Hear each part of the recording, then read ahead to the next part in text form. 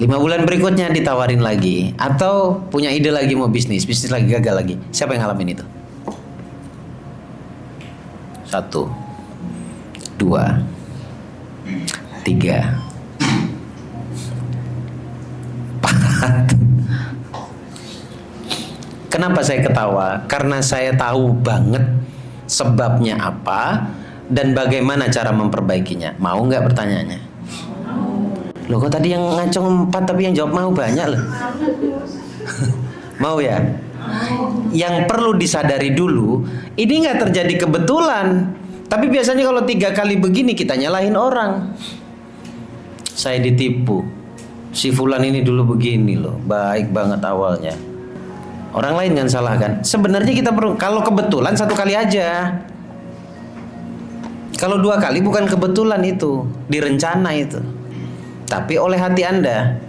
Jadi artinya kegagalan 1, 2 kali, 3 kali dan seterusnya itu tidak terjadi kebetulan. Berarti muncul satu pertanyaan. Apa sebabnya? Apa sebabnya gitu ya? Ini nggak ada yang nulis ya? Nulis ya? Pakai hati ya? Oke, gini. Apa sebabnya? Sebenarnya ini yang agak rancu nih. Agak sulit di Anda untuk menyembuhkan diri itu. Mudah-mudahan apa yang saya sampaikan masuk semua ya. Amin. Gini, ini saya kasih gambaran 3 ya. 1, 2, 3. 1, 2, 3. Oke ya. Muncul pertanyaan setelah gagal ketiga kan. Coba perhatikan, kalau saya salah ngomong salah aja ya. Tapi 3 kali gagal ini, gagalnya mirip-mirip, bener gak sih? Makin kelihatan bahwa ini terencana ini. Makin kelihatan kegagalannya mirip-mirip, oke ya. Sebenarnya sebabnya itu yang pertama, yang kedua, yang ketiga itu trigger saja. Percaya sama saya kalau bab itu. Itu cuma dampak dari yang pertama. Cuma benarkah yang pertama ini pertama? Saya ulangi, benarkah yang pertama atau yang sering saya sebut ini akar masalah? Apakah ini benar-benar akar? Ternyata bukan. Bisa jadi iya juga Pak. Bisa jadi iya juga Bu ya. Tapi kebanyakan bukan. Akarnya di mana? Yang tidak Anda alami secara langsung. Siapa yang mengalaminya? Bukan Anda yang mengalaminya. Tuh dijawab tuh. Jadi luka batin ada 2, eksternal dan internal. Internal itu mengalaminya sendiri. Bisa jadi akarnya dari sini. Tapi ini pun tidak terjadi kebetulan. Bisa jadi dari circle tempat Anda nongkrong, ngobrol, curhat. Ngecurhatin kegagalan bisnis dengan teman yang pernah gagal. Tanpa Anda sadari informasi ini masuk ke dalam bawah sadar. Ngeluarin energi enak, yang nggak enak yang terima. Kalau dikasih duit enak, dikasih masalah Bapak Ibu. Gitu ya. Paham ya sampai di sini ya. Jadi ini boleh jadi dari circle.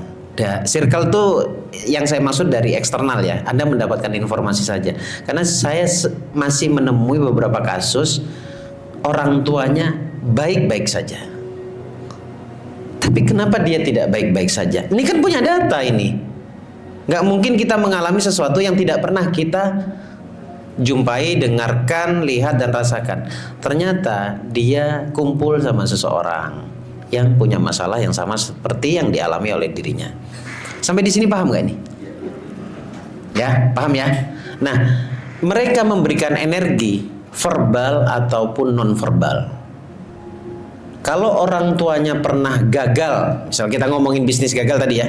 Kalau orang tuanya pernah gagal, Anda melihat, mendengar dan merasakan, itu ke-save loh, kesimpan di bawah sadar. Sangat tersimpan. Aktif banget, nggak tahu aktif atau masif lah. Intinya karena didengar, kesimpan. Apalagi nih orang kita sayang. Orang ini kita sayang ke dia, orang tua kita misalkan gitu. Apapun keburukan yang terjadi ke dia, kita baper dong pasti. Terbawa perasaan maksudnya, bener gak? Nah, karena terbawa perasaan ini, Anda sedang mendesain tanpa Anda sadari bahwa Anda akan mengalami hal yang sama. Seberapa valid Gus? Ada persentase itu lebih dari 100% ada gak? Nggak ada ya? Ya udah 100%. Kalau ada, ya itulah dia. Pasti. Kok bukan insya Allah Gus? Ini hukum alam. Allah juga yang kasih ini.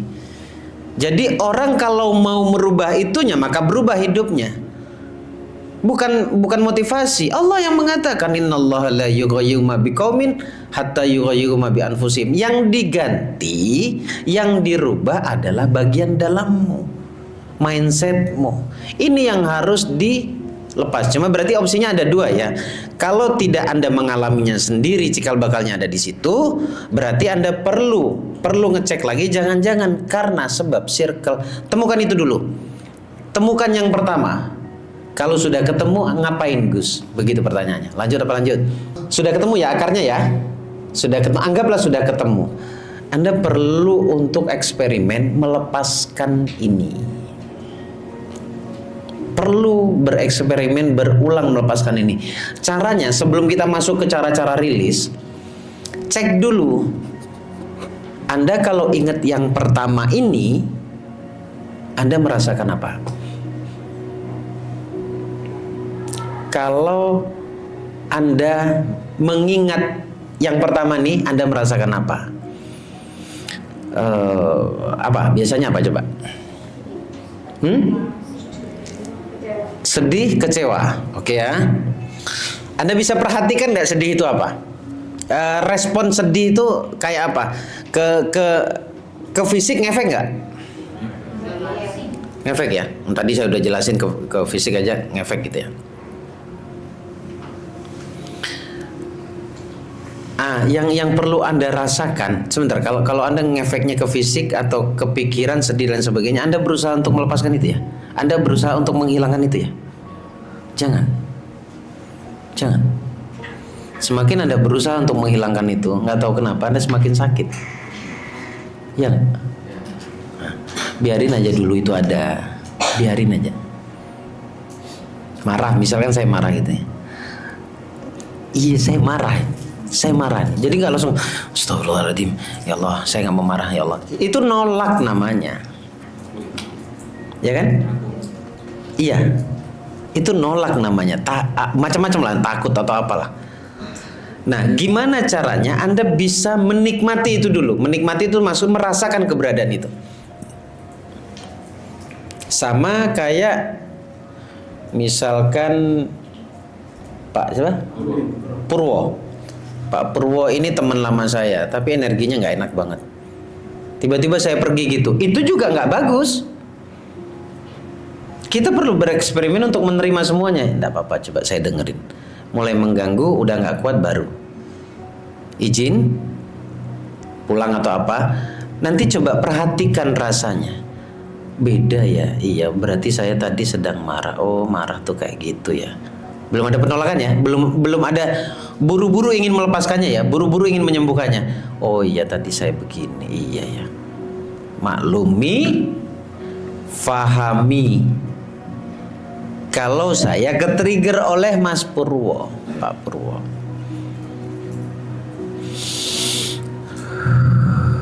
saya izinkan, saya lepaskan. Buangnya pakai nafas. Kalau nggak pakai nafas nggak bisa ya. Jadi cuman ngomong, Anda teorinya tahu nih pakai kata-kata, oh ya saya terima, saya izinkan, saya lepaskan. Mau Anda sejuta kali ngomong begitu malah makin stres Anda. Gimana ya? Gimana cara menjelaskannya? Bahwa nafasmu itu adalah benteng, nafasmu itu adalah obat.